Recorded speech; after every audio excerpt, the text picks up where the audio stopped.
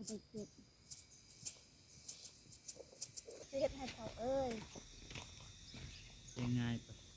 เราใส่หูกับปูตะกี้อยู่วางตลาทุกใจทุกใจ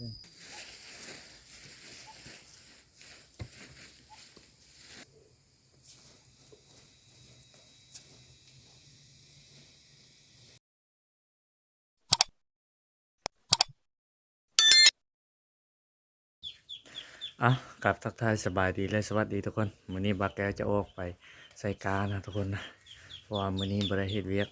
บักแก้วสิได้ออกเมื่อเขาเจ้าใส่กาแล้วก็ใส่กาสวยเอ้ยนะเพราะว่าอยู่บ้านได้ซักเอาทุกคนนะบ่ได้หวานเนาะช่วงนี้ก็เป็นฤดูกาลตกกาแล้วทุกคนนะไปส้มกันเนาะทุกคนนะตอนนี้มาฮอดเส้นทางเข้าบ้านเขาติ้วแล้วทุกคนนะเส้นทางนี้เขาเจ้าได้แปลงแล้วอยู่ห้วยเขาเจ้าได้ใส่ท่อทุกคน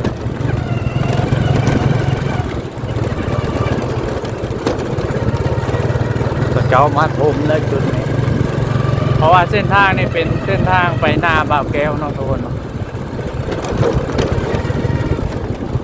โอ้โหเส้นทางถมใหม่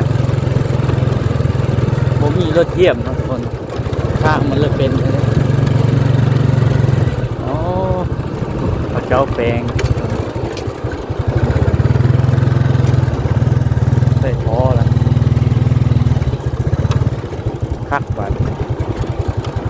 น้ำน่าจะปรายโอ้ทรายเหลือหลายนะแกสิไม่เข้า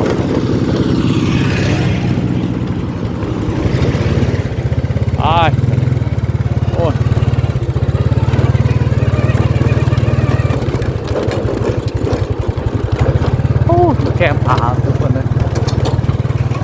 อากาศสุดยอดทุกคนเลยอยู่ตรงหน้านี่คักขนาดอากาศอยู่ตรงให้ตรงหน้าวานนี้ฝนตกกะบ่แห้งเนาะ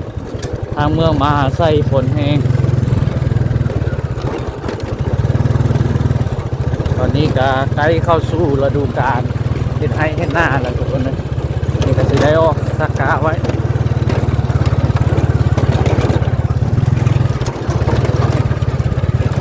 เข้าเลยทุกคนเลยมันเข้าฮอตเทียงหน้าลงไปเลย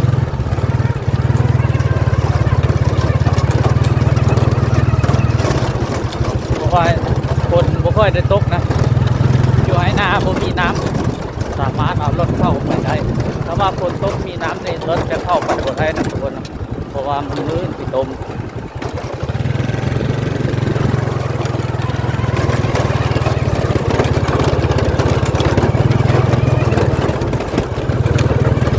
ลึกขึ้นกับเลย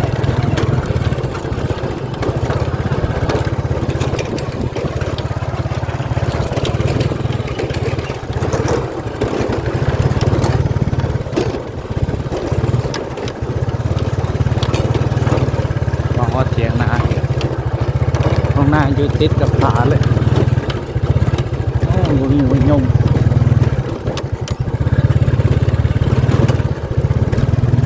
รถไฟเส้นหน้า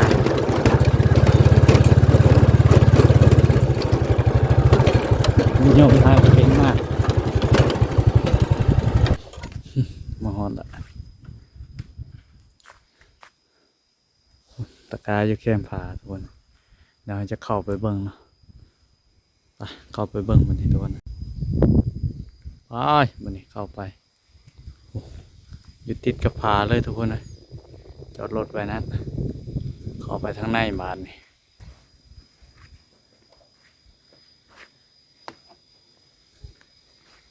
ผา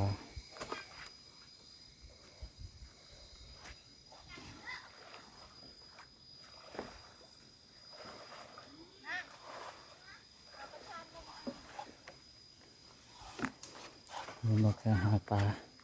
นี่อยู่นี่เฮ้ยเนยจะเฮ้จะเห็นอย่างเอ้ยโอ้ช่องกัดดึงขึ้นไหมเอ้ยช่องก็บ่ดึงขึ้นป้าคนน้อย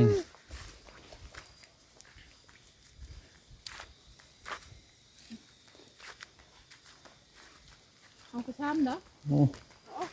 กาป่งเลยทุกปลาลงบ่อแก้ว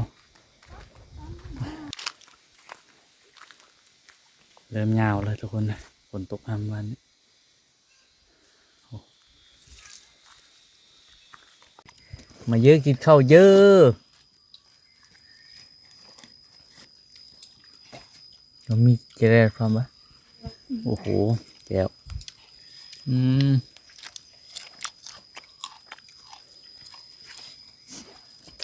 มาโค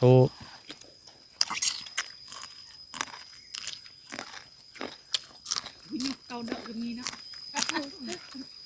น้ำจะเบิดจริง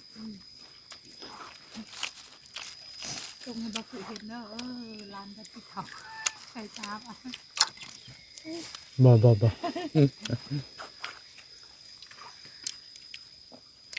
อืม ๆ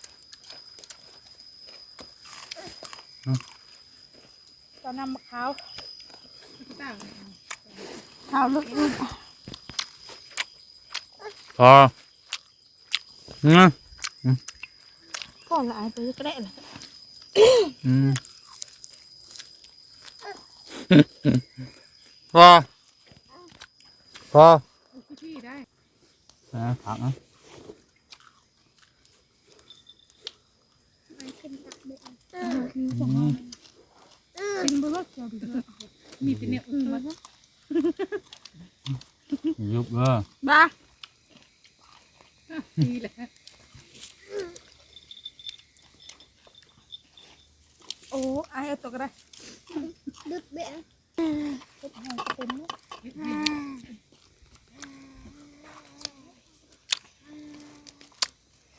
ให้เลย เล็ดบัว ให้ไหน เนาะ เดี๋ยวให้มันเป็น มา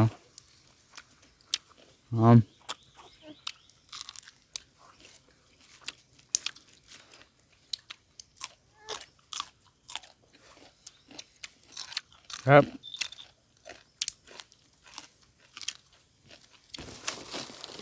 เป็นเล็กจิ๋วเคย เอาไว้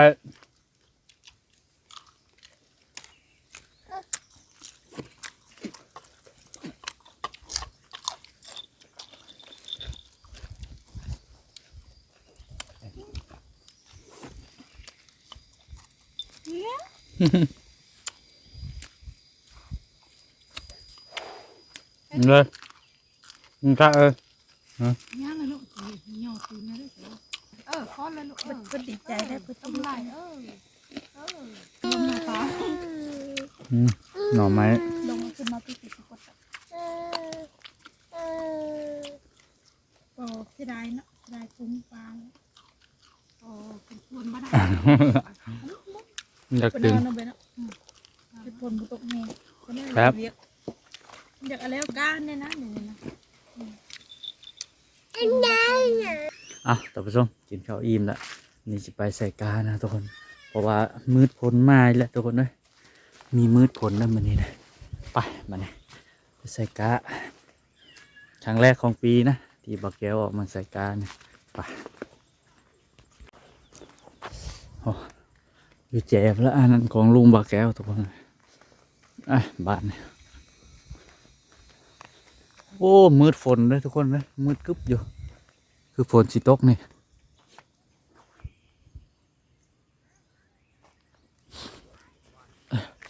มืดฝนมานี่ โอ้มาติดจะทำได้แต่เป็นดินเหนียวหน่อยนะ ใส่กระตุกเอาไว้ เพื่อจะเชี่ยอีอีตาในสมองเนี่ย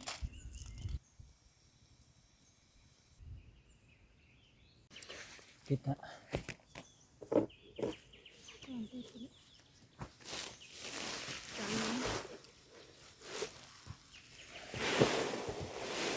โอ้โห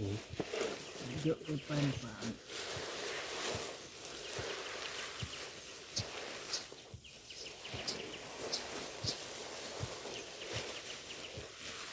มันจะทำมันจะเติมนี่ นี่แหละมันเสียเวลาเสียเวลาเที่ยว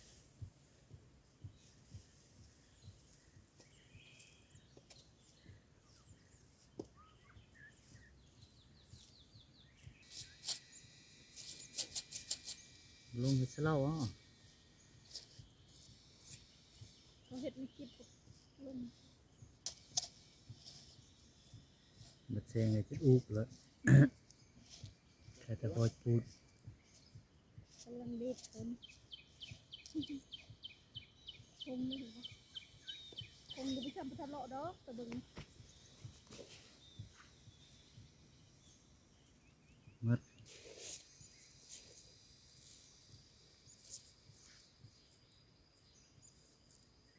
ไอ้เขาก็จะเก็บ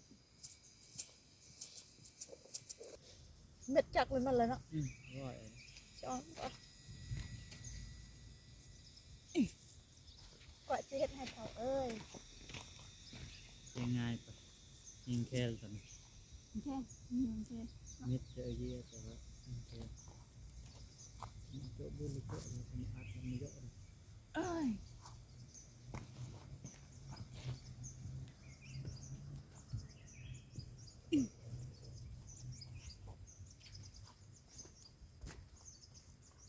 บักโง่โอ้ย ก็ลองมันนะ จริงเจ้า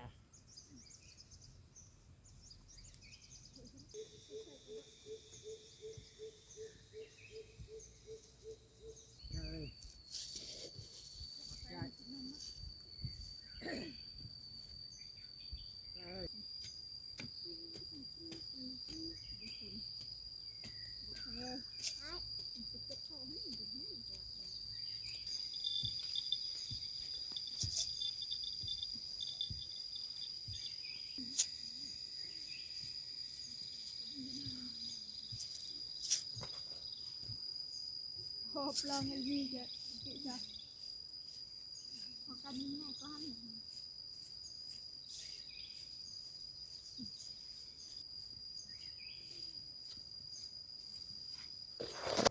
น หน้าเขากระต่ายฮะจน มือพลมันไม่มีเลยนาเขาก็ตายแต่เขาไปหน้าเขาย่ามีคน หน้าเขาหญ้ายังบลายไปเลย ตายเป็นลายเนาะ ออกมาแต่ตามแคมป้ามัน100 คนจก คงระเบิดลี นอนคืนนะเด็กกูกี่ยานเงี้ยมาเบอร์โดกับไปนำของคนเบอร์ฮันเบิร์ดไปนำคืนพามึงขอก้น แต่บอกเมื่อไหร่ไปได้นอนเฮียน เลือก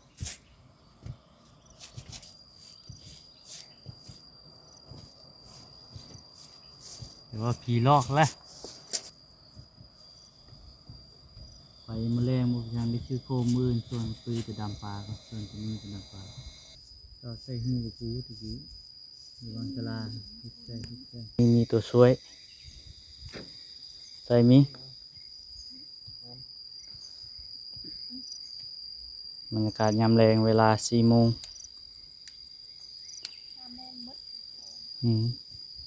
โอ้ใส่ยังบ่แล้วทุกคนนะนี่เบิดในเป่านี่สิได้กลับกินนี่คือมืดพ้นในบ่มีแล้วตาพดป่งแล้วตาพดกาลุงฟ้าแดงใส่กาต่อปาดนี่โอ้ใส่สำเร็จเบิดทุกคนนะอยู่ในเป่านะเบิดละลานมาแก้วยังใส่อยู่ไปทุกคนเดี๋ยวเราไปเบิ่งนะ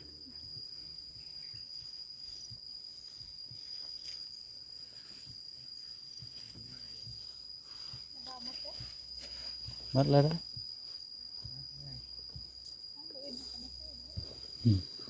นะมื้อนี้มีตัวช่วยนะพอแถวนี้ยังไม่ใช่ครับ พอนะ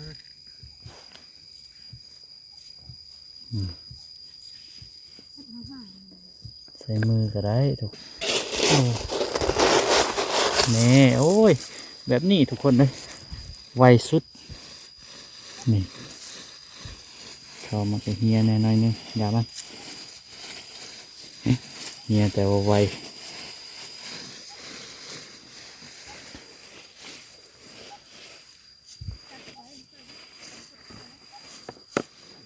นี่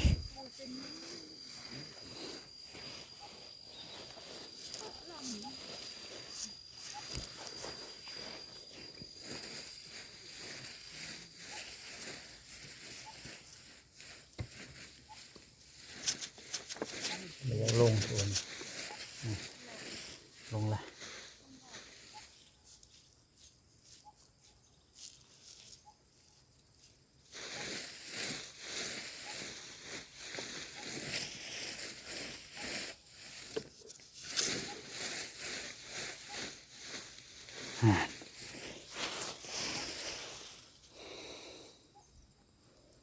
ึกตอนนี้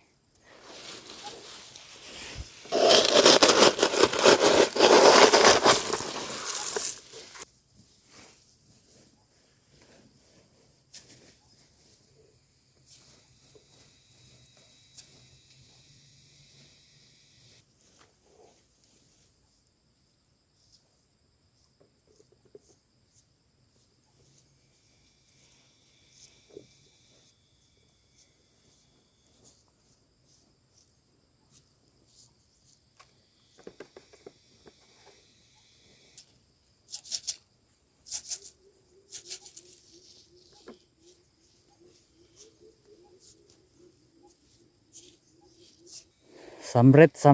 จบัดนี้กาหมดนี่ลึบก่อนบัดนี้ลึบหอยบนใส่ทุกคนจะได้เดินทางกลับบาทนี่สำเร็จบัดนี้ทุกคนเดินทางแล้ว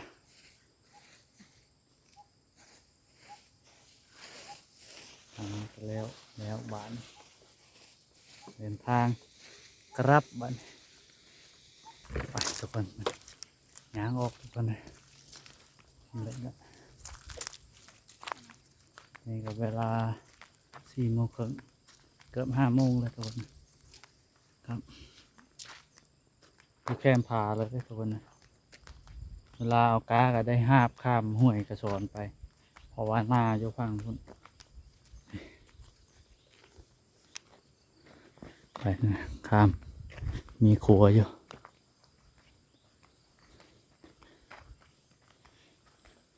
มากินข้าวอยู่นี่มันนี่กองกระสีสั้นๆนะตรงนี้เห็นไหมข้ามไปทาง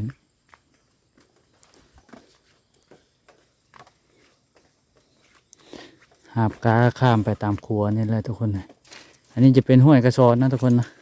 น้ำนี่จะไหลลงหาเซ่เลยทุกคนเลยปลาคอบอนทุกคนเลยเด้มันอยู่แคมนะโซนตัวเทียงหาปลาอย่างนี้เขาไอ้เคยกับเลยบาแก้วหาไปกลับบ้านนี่ข้ามมาแล้วโอ้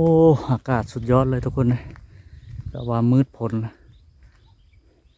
บ่มีฝนเลยทุกคนเลยเมื่อวานนี้ฝนตกวันนี้บ่มีฝนก็ไม่ได้แห้งหรอกทางเมืองมหาไซฝนตกแห้งทุกคนวันนี้กาสิได้เดินทางกลับนะทุกคนนะซึ่งว่าคลิปนี้กาสิประมาณนี้ทุกคนนะไว้พอๆกันในคลิปหน้าทุกคนบ๊ายบาย